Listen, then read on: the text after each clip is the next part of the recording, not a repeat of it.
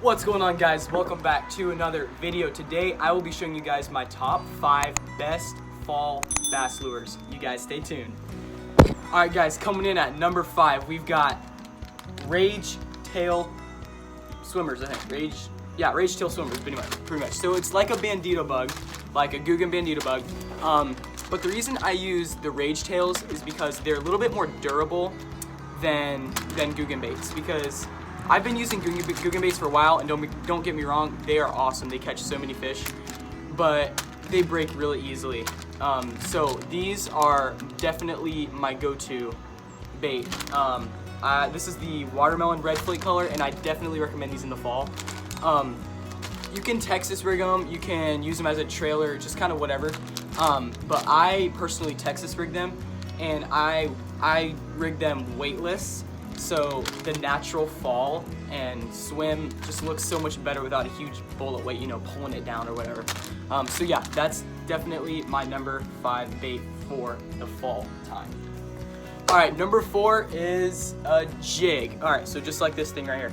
So jigs are awesome for like rock structure, docks, stuff like that. You don't really want to fish jigs where it's grassy.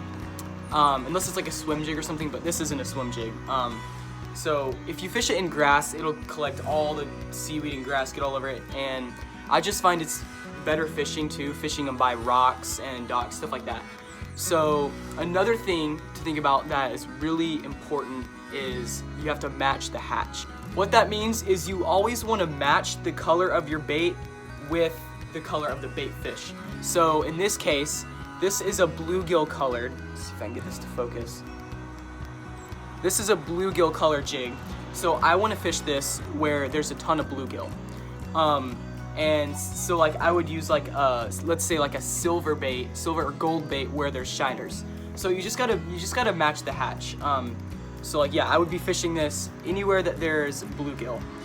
So yeah, and another great thing about the jig is you can put a trailer on it, and like actually my number 5 baits that I just showed you guys would actually work really well on the end of this. That would go well really good together. So yeah, jig is definitely my number 4 lure. Alright y'all, number 3 is shaky heads. Now these little baits are awesome. I catch plenty of fish on these. Alright, and what you do with these is you put them on these shaky head jig heads. I can't get this camera to focus, but whatever. So anyway, they screw on right here. I don't know if you guys can see through that plastic, but it screws on right there, and you just poke the hook through just like that. What you want to do with these is you want to fish these along the edges where there's structure, so like fallen trees, rocks, docks, anywhere that there's structure, these things will shine.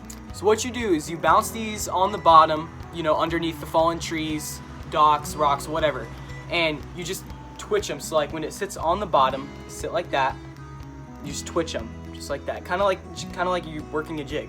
Just twitch them just like that. You fish them for about 5 to 10 minutes on each structure. If you don't get any bites, just move to the next structure. Yeah, so anyway, that's how I work the shaky head, and that is definitely my number 3 fall lure right there. Alright y'all, number 2 is going to be a spinner bait.